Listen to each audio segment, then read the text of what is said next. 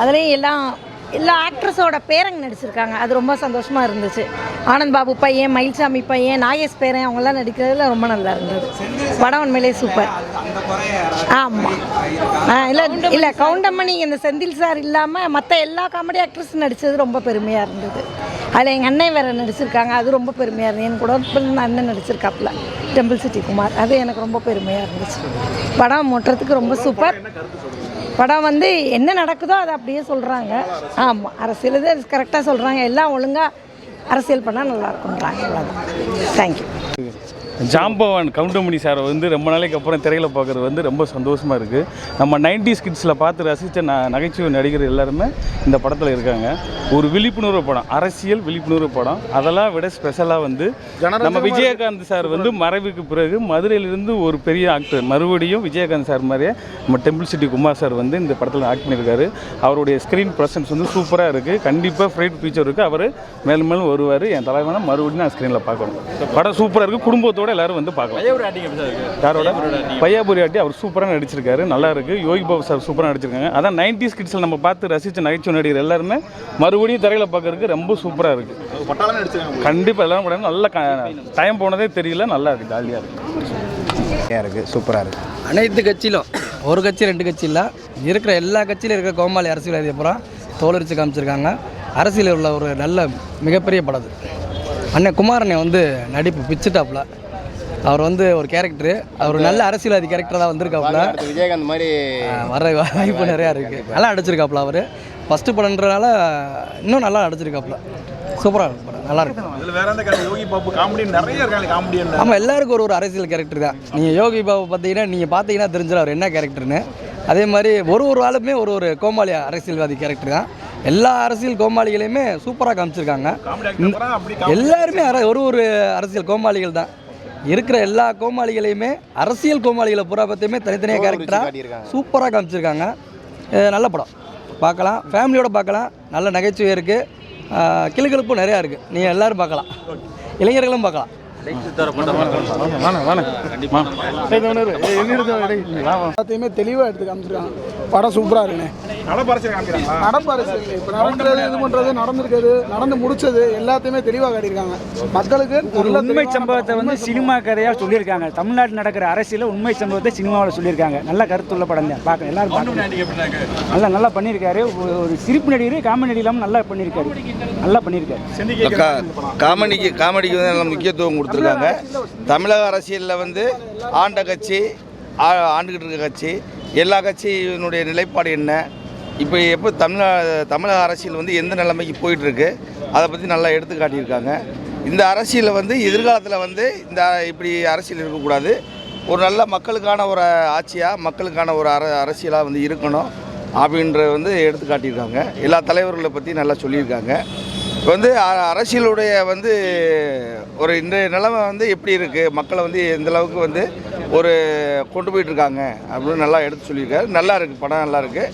நல்ல ஒரு என்டர்டெயின்மெண்ட்டாகவும் இருக்குது. நல்லா எடுத்திருக்காங்க. பாராட்டுகள், வாழ்த்துக்கள். நன்றி. நல்லா காமெடியாகவும் போய்கிட்டு இருக்கு படம். அரசியலும் நல்லா இது பண்ணியிருக்காங்க. கவுண்டமணி நல்லா இதாக பண்ணியிருக்காங்க. டெம்பிள் சிட்டி குமார் திரைப்படத்தில் அவர் நடிப்பு ரொம்ப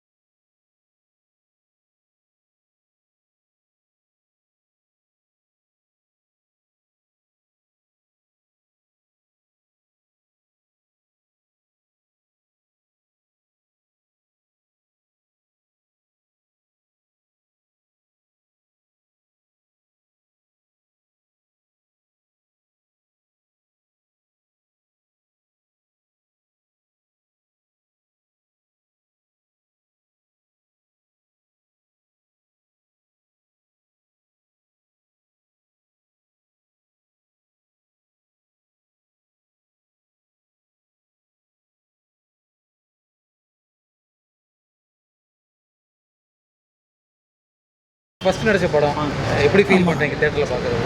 உண்மையிலே வந்து நானே ஆச்சரியப்பட்டேன். ஏன்னா 36 ஆர்டிஸ்ட் இந்த படத்தில் நடிச்சிருக்காங்க. லெஜெண்டு கவுண்டமணி, யோகி பாபு இவங்க எல்லாம் இருக்கிற இடத்துல நமக்கும் ஒரு வாய்ப்பை கொடுத்த இயக்குனர் ராஜகோபால் அவர்களுக்கு நன்றியை தெரிவிச்சுக்கிறேன். ஆனால் இன்றைக்கி உள்ள அரசியல் சூழ்நிலைகளுக்கு தகுந்த மாதிரி ஒரு கேரக்டர் வேணும் அப்படின்னு சொன்னாங்க. என்னால் முடிஞ்ச அளவு நடித்து கொடுத்துருக்குறேன். எல்லாருமே இன்றைக்கி அந்த கேரக்டர் தான் வைரல் ஆகிருக்குன்னு சொல்லி பாராட்டுறாங்க.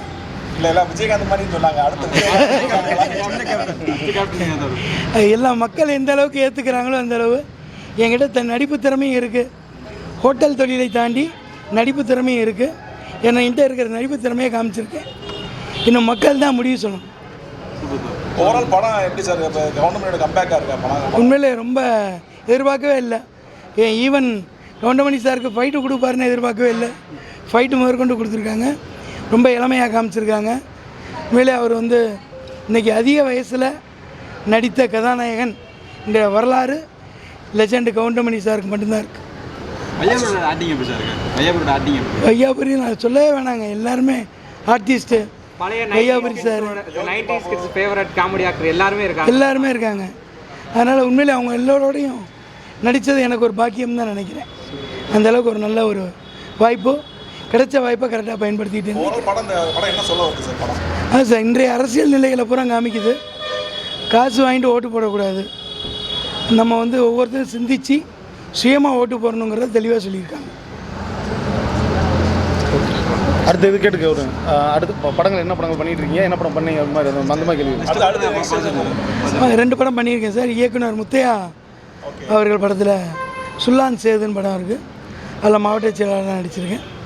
அப்போது இன்னொரு படம் புது படம் பேர் வைக்கலை, அந்த படத்துலையும் நடிச்சிருக்கேன். தேங்க்யூ. பிறகு வந்திருக்க அரசியல் காமெடி என்டர்டைன்மெண்ட் படம் போகிற ஸ்பீடே தெரியல ஆரம்பிச்சிரு. ஏன்னா படம் சீக்கிரம் முடிச்ச மாதிரி தான் இருந்துச்சு. அதில் வந்து பார்த்தீங்கன்னா நம்ம மதுரை மண்ணின் மைந்தன் சின்ன கேப்டன் எங்கள் டெம்பிள் சிட்டி குமாரனே பட்டையை கிளப்பியிருக்காப்புல. 4 சீன் வந்தாலுமே வெயிட்டான சீனாக இருக்குது. அவருடைய திரைத்துறை பயணத்தில் இன்னும் அவர் மேன்மேலும் பல படங்கள் நடித்து எல்லாரையும் வந்து என்டர்டெயின்மெண்ட் பண்ணணுன்னு நான் கேட்டுக்கிறேன். உண்மையில அருமையாக இருந்துச்சு படம். அதாவது சொல்லாமனா காமெடி வேணுமா காமெடி இருக்குது, ஃபைட்டு வேணுமா ஃபைட்டு இருக்குது, கருத்து வேணுமா கருத்து இருக்குது, யார் யாருக்கு என்ன வேணுமோ இருக்குது. எல்லோரும் அவசியம் குடும்பத்தோடு வந்து இந்த படத்தை கொண்டாடணும். அது கவுண்டமணி சார் எல்லாருக்குமே அந்தந்த ஏஜுக்கு என்னென்ன வேணுமோ எல்லாமே இதில் இருக்குது. இதை கண்டிப்பாக எல்லோரும் குடும்பத்தோடு வந்து இந்த படத்தை வந்து பார்த்து கொண்டாட வேண்டிய படம். நன்றி. அவங்க பேர் கலக்கல் குமார்னு கேள்விப்பட்டோம். கலக்குன்னு கலக்கியிருக்காங்க. அதுக்கப்புறம் பார்த்திங்கன்னா நிறைய அதாவது கவுண்டமணியோட நடிக்கிறது வந்து செந்தில் மட்டும்தான் நடிப்பாங்கன்னு நினச்சோம். இன்றைக்கி எல்லா காமெடியும் நடித்தது ரொம்ப நல்லா இருந்தது படம். ரொம்ப நன்றி. கவுண்டமணி ஐயா வந்து சமீப காலமாக படத்தில் எந்த ஒரு படத்துலையும் வரல. 300 கோடி 400 கோடின்னு வச்சு படத்தை இயக்கி எந்த படம் இப்போ வர்ற படம்லாம் ஃப்ளாப்பாக தான் ஆகிக்கிட்டு இருக்குது. ஆனால் நகைச்சுவை நடிகரை வச்சு எடுத்த படம் இந்த இப்போ சமீபத்தில் வந்த படம் மதகஜராஜான்னு ஒரு படம் வந்துச்சு. நல்ல வசூலை கொடுத்துச்சு. அந்த மாதிரி இந்த ஒரு படமும் வெற்றி பெறும்னு நினைக்கிறேன். இன்றைக்கி நடக்கிற அரசியலை அப்படியே தத்துரூபமாக பார்க்குற மாதிரி இருக்குது. எப்படி நல்ல அரசியல் தலைவர்கள் இருக்கணுன்றதை இந்த படத்தில் சொல்லியிருக்காங்க. அதான் நல்ல கருத்து. அனைத்து தரப்பட்ட மக்களும் வந்து பார்க்கணும். இருக்குது, கண்டிப்பாக இருக்குது. 100க்கு 100% இருக்குது. இன்னும் அவர் படங்கள் அடுத்து வரும் காலங்களில் நல்ல முறையில் வரணும்னு நாங்கள் எதிர்பார்க்குறோம். நல்லது நல்லது. எனக்கு இதில் நான் எல்லாரோட ஆக்டரும் பழைய ஆக்டர்ஸ் ஃபுல்லையுமே கொண்டு வந்திருக்காங்க. அது எனக்கு ரொம்ப பிடிச்சிருந்தது. கவுண்டமணி சார் மதுரைக்காரங்களாலே படத்துக்கு கெத்துங்கிறத நல்லா காமிச்சிருக்காரு. தேங்க்யூ.